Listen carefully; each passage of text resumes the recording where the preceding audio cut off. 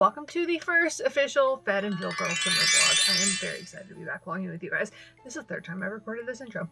However, I am so excited to just get back on track. It's been a lot of just taking a step back for me over the last few weeks and discovering what is actually fueling me, what feels the most supportive for me right now, what is making it easier for me to maintain healthy habits and to maintain and kind of build this new version of a healthy lifestyle. So we're going to take care of a few bits of that today. Number one, we need to go into the gym and do a little bit of resetting. If you guys see any of my short content, you know that I've been procrastinating my workout and enabling my procrastinations with the fact that I kindle on my peloton tread, which has been great. Having said, I want to put cardio kind of back into the routine, and even though we have the peloton tread, I don't always love to run on it. I actually find I'm more sluggish on it. It's just more mentally taxing for me. But we do have the peloton bike, and I haven't used it as much in the last couple of years. But when I went to use it the other day, it's kind of at the wrong angle in the gym. Probably gonna hear some kind of humming because the fan is going in the other room. But before I make all this effort to do all this rearranging, let's see if she's actually maybe gonna cooperate today. Pick any class and just hit start.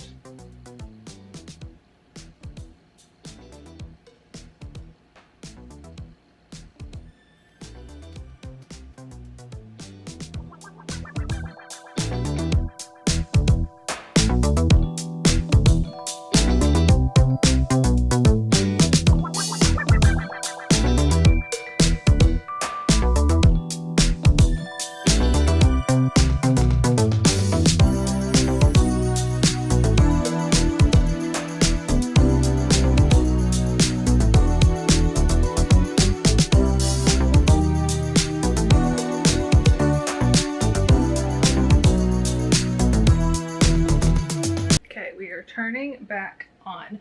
I realized that you might not have seen all of that because it was kind of dark in the process. I will say, as far as having this as far as having the bike goes, because we've had it for 5-6 years now. We got ours in 2019. Number one, I haven't actually taken the time to replace the default seat situation. There's some kind of replacement. I haven't done that yet. At some point I will, but I just haven't fixed it. Cannot be bothered with it. I do feel like this is one of those things you have to be mindful of placement, as far as especially with where it is right now. I would love for it to be in the corner over there, because where it is currently, I can't do any of the arms and intervals workouts because I'm just gonna hit the wall. I can move her over a little bit more, and that might be something that I do once we get her all sorted out and turned on, but it is one of those things you just have to be mindful of, especially if you've got not a lot of space or you need to figure out how to angle it. If you're going to want to do any of the arms and intervals classes on the bike, you're going to want to have some space, and they are really great classes, especially if you're wanting to sneak in some arms or do some more like Pilates style arms. Let's see if this works though.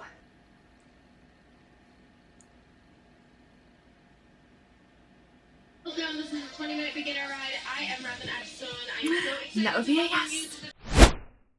I'm not really drinking any of this soda, so I'm gonna see if I can kind of pass that along this week, because it's just not my vibe at the moment.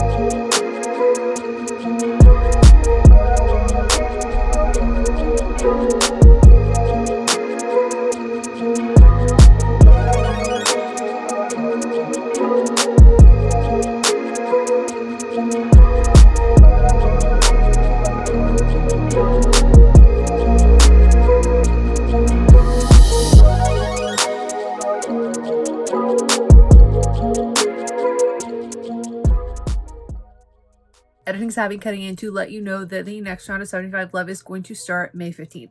I'm going to do an entire video on the channel that should be up probably in the next 48 hours after this vlog goes live, detailing everything that you can expect with 75 Love, what it does for you, what it's done for me, how it's something that isn't just fully about getting back on track as far as your workout routine, but that is really what I'm going to tune into for the next 75 days for me, and why I'm procrastinating it and where I feel like I'm struggling with it, and getting myself back in my, because I am tired of feeling like I find myself self-sabotaging. So that is what I'm dedicating 75 days to doing. If you'd like to join me, you can watch that full video to find out more of like the full scope and the in-depth side of it, but also I will leave all of the information in the description box below.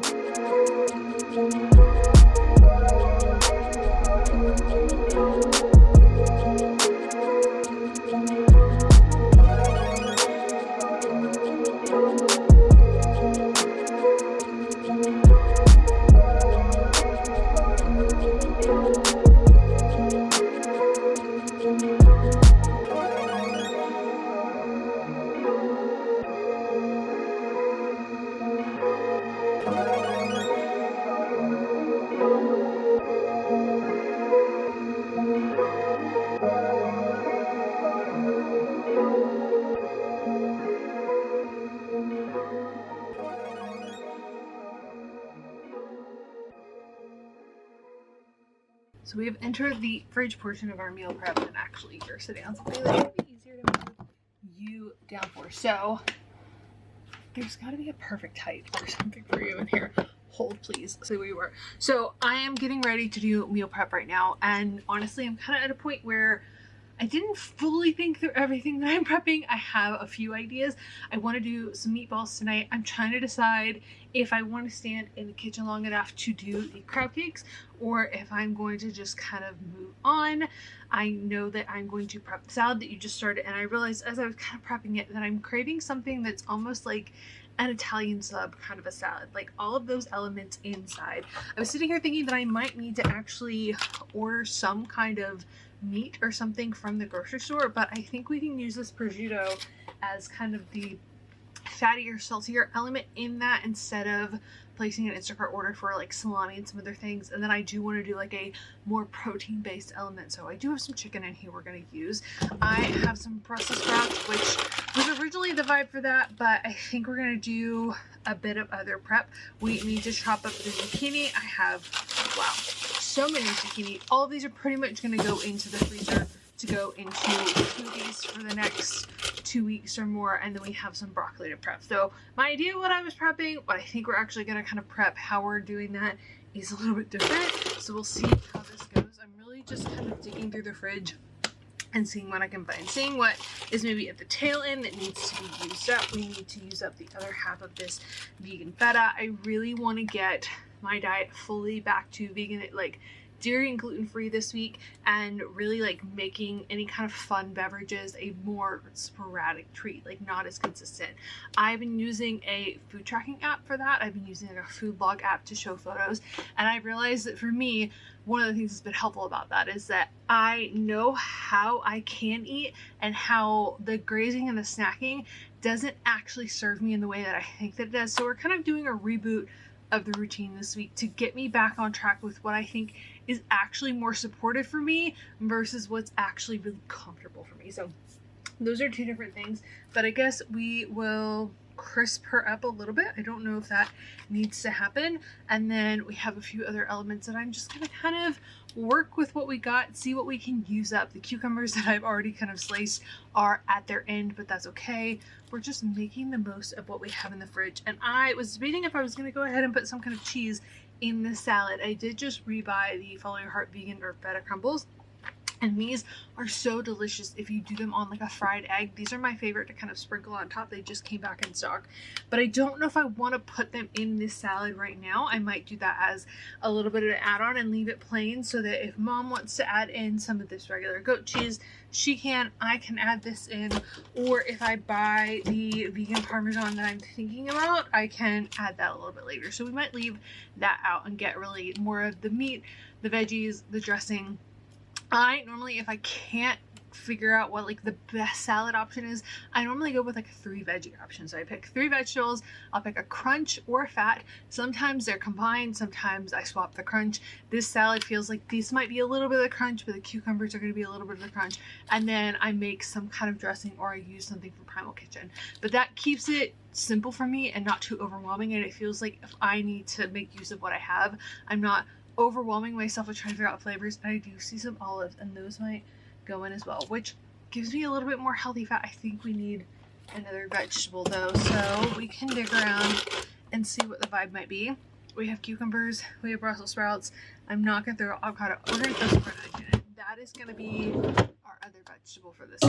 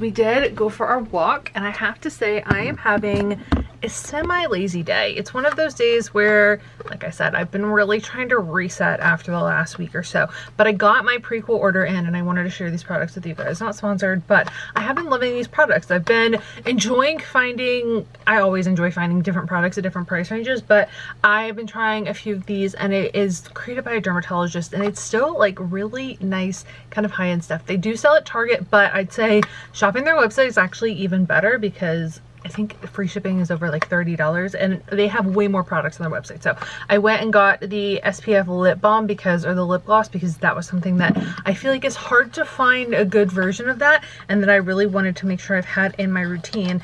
And then the other thing I picked up, because I've been thinking that I needed it and I didn't have some version of it, they have a foot rescue, an advanced restorative treatment. So this has the moisturizer in it, but also the exfoliant. There was a TikTok that I saw probably last year, and there was a girl talking about how she uses the glycolic acid from The Ordinary, which I have in my bathroom, and then a lotion, and pairs those, kind of does the acid, does the lotion, puts the socks on, and that keeps her feet really soft without having to have pedicures or even between pedicures. For her, I don't think she gets a consistent pedicure. I do.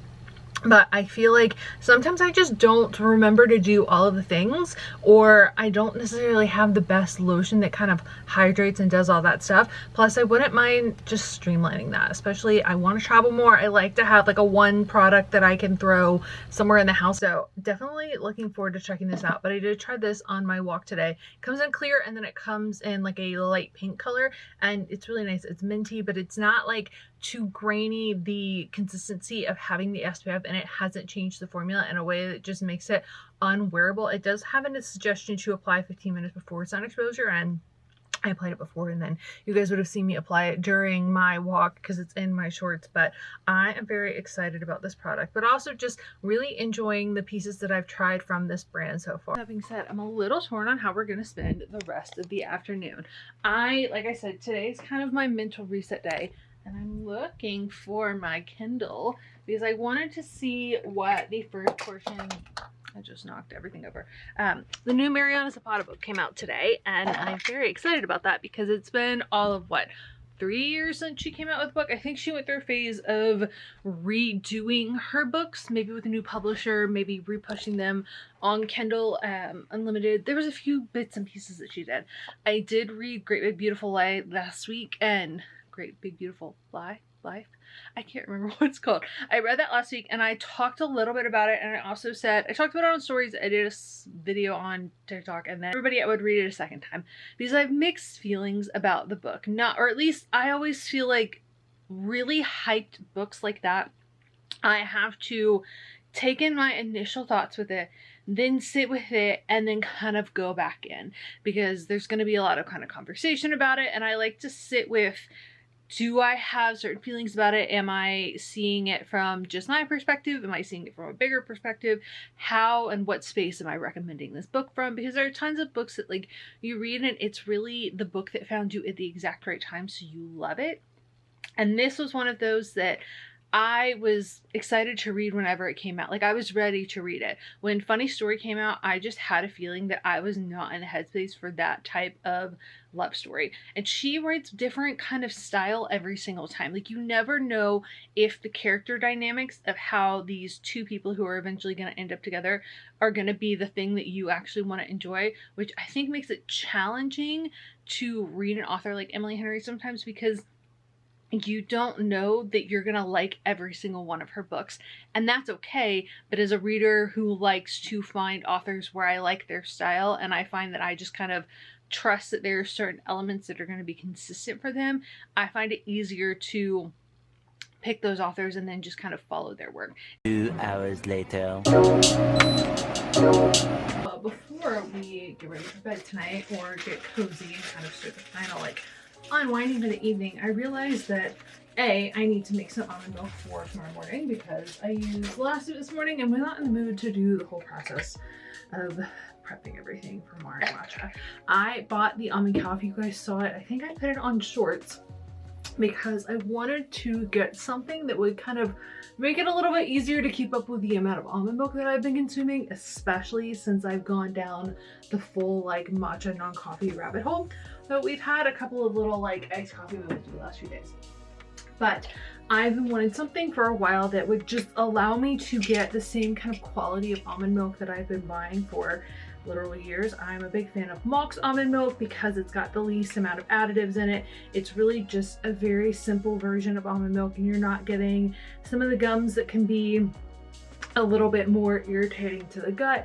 And it's one of those things that's also truly cheaper to make at home, and I like that because we're consuming more right now. I don't want to have to spend that much on almond milk every single month. It's just not the priority for how I want to circulate money. But because we're kind of you have to make it every couple of days, I haven't really started making it in double batches. I probably could. I'm not quite ready to do that yet. I also haven't tested out like other almond milk options or other milk options with the machine. There's tons of different things that you can do with it. I just haven't really made it a point to try.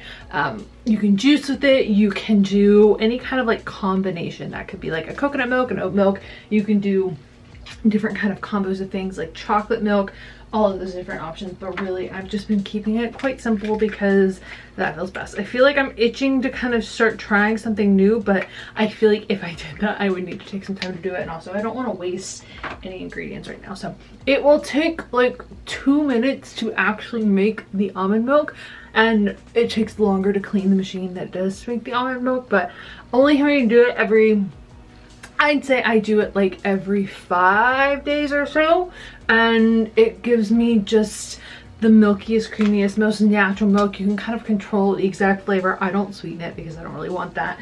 I like to be able to control the sweetness of everything else, but it's just been such a great investment. We were going through, I'd say like 2 to 3 jugs of almond milk from probably more than that, maybe 3 to 5 every 2 weeks, and those are an investment. But also, I live somewhere that doesn't really prioritize recycling. Even if I wasn't concerned about investing that much, I was concerned that that amount of plastic was consistently going through our house. I have the ability to change that, and that's something in my power. So living in a town that doesn't have a lot of recycling options means that I just have to be intentional about making those choices myself, and those were one of the things that I could do. Then we have the cup that you can use for creamer, and I'm going to use this to kind of set this in whenever it needs to decant itself, and we're going to fill this up with water and then add all the almonds.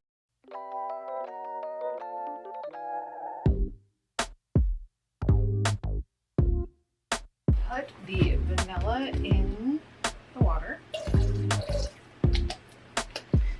everything that goes in this basket is going to be removed. This is where all of the pulp stays. So I try to put everything else in here. A little bit of salt to balance it out. We have our blade set over here.